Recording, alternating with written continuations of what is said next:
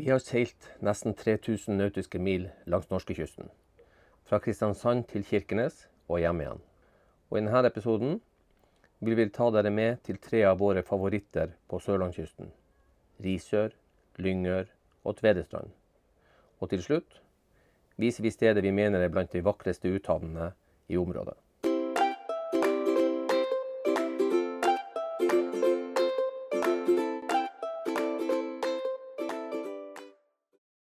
Da har vi kommet til Risør, et fantastisk flott sørlandsby. Vi er ofte innom her og handler. Det er obligatorisk at vi kommer innom en liten tur her.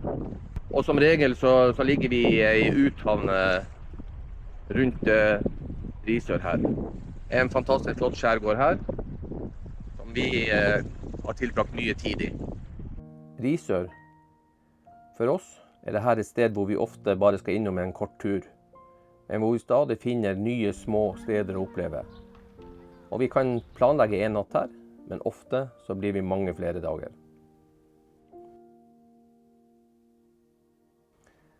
Det er noe helt spesielt med kombinasjonen av den historiske trehusbebyggelsen, minnene etter skutetida og det levende havnemiljøet. Byen den fikk seg bystatus i 1723 og er kjent som en av Norges best bevarte trehusbyer. Her så kan du fylle båten, spise godt, nyte bylivet, før du igjen søker roen ute i skjærgården. Rett utenfor Risør ligger noen fantastiske uthavner. Pjolter Bay er et av stedene vi alltid vender tilbake til når dagen går mot kveld. Det er faktisk her vi for mange år siden traff en familie fra Tromsø, og det vennskapet har vi tatt vare på siden. Hver sommer finner vi tid sammen. Også i år. Og i noen av klippene dere ser, vil dere møte Victorias hjempre, Svidenjåten, til våre gode venner fra Tromsø. Ikke langt unna finner vi Finnøya og Risør seilforening. Her ligger du godt beskyttet for de fleste vindretninger, og båter større enn 35 fot må ligge på utsiden av bryggene. Men fasilitetene her er svært gode, og området er barnevennlig, og det frivillige vertskapet her, det gjør det her sted som vi virkelig anbefaler. Vi tok en tur til Perleporten også. Der var det ikke plass til oss, så det får vi ta når vi blir eldre. Perleporten er jo et nydelig badested her ved Risør. Kan absolutt anbefales å ta en tur dit og være der. For seilbåter så må man gå inn fra yttersida, mens lettbåten og motorbåter kan jo gå fra innesida og inn i Perleporten. Vi dro også en tur til Narvika naturhavn, som ligger litt lenger inn i Risørfjorden. Dette er en god svaihavn, skjermet for alle vinder. Men det er en del grunner i innløpet som vi må være oppmerksom på når en går inn der.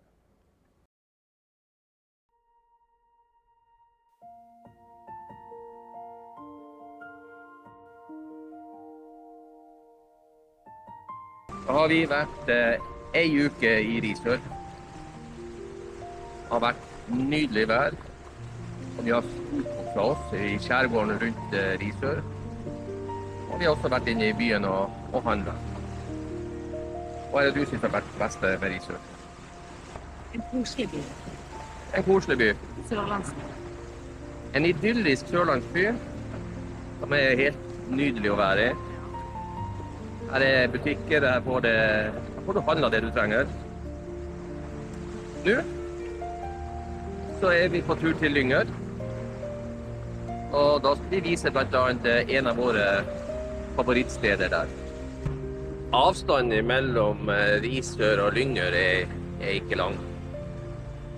Det tar en times tid å gå for motor der, hvis du holder en 7 knop. I dag er det vindstille, i motsetning til å ha vært nå hele uka hvor det har blåst. Så vi går for motor, det kan være greit, da får vi lada litt også. Så skal vi se hvor vi ender opp i Lyngør. Det er et nytt fantastisk sted.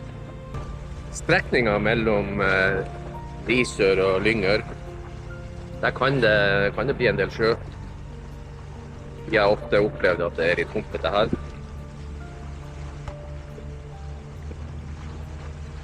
Men i dag så er det litt tunge dønninger, og helt ingen bølger utover det, så det er nydelig vær. Det er lett å forstå hvorfor Lyngør trekkes frem som en av Norges vakreste steder. Dette er et sted uten biler, og hvor sjøen fortsatt er hovedveien.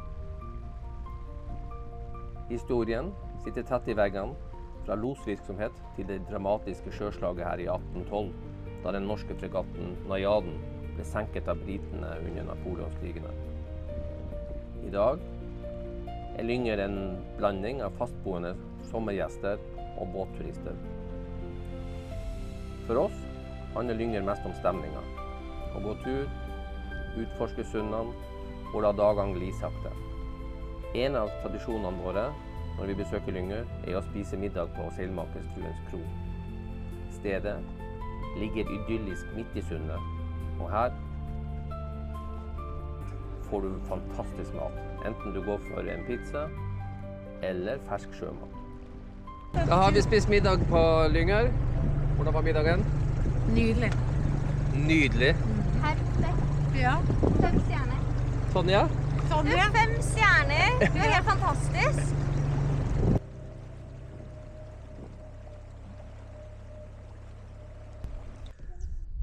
Dette er stedet som vi alltid vender tilbake til.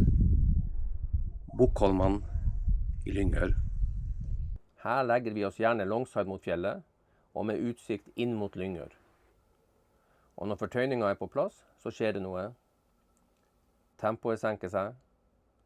Kanskje er det utsikten, kanskje er det stillheten, kanskje er det båtene som glir rolig forbi. Men for oss er dette selve følelsen på sommer på Sørlandet. Området rundt Lyngør har 2 helt forskjellige sider. På innsida så finner du rolige sund som er perfekte på varme sommerdager. På utsida så møter du mer åpent hav og en mer dramatisk natur. Men det er samtidig mange viker her og sund som det er flott å ligge i når været tillater det. Etter noen rolige dager i Lyngør satte vi kursen mot Tvedestrand. Vi visste at denne helga kom til å bli litt annerledes enn de rolige dagene vi hadde hatt i uthavna.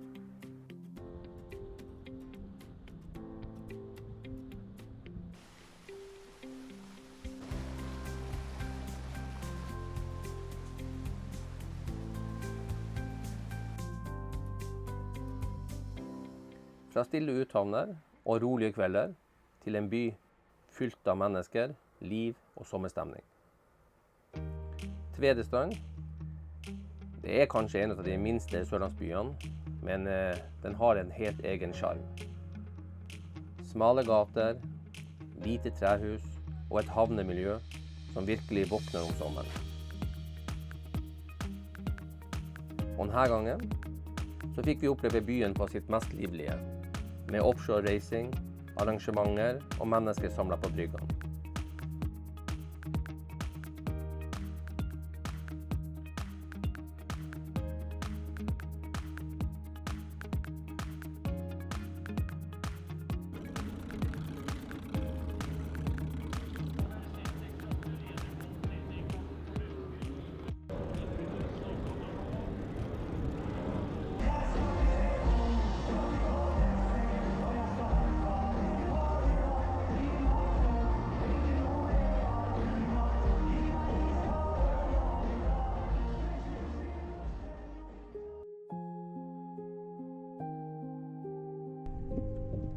Kontrasten til de rolige uthavnene kunne knapt ha vært større.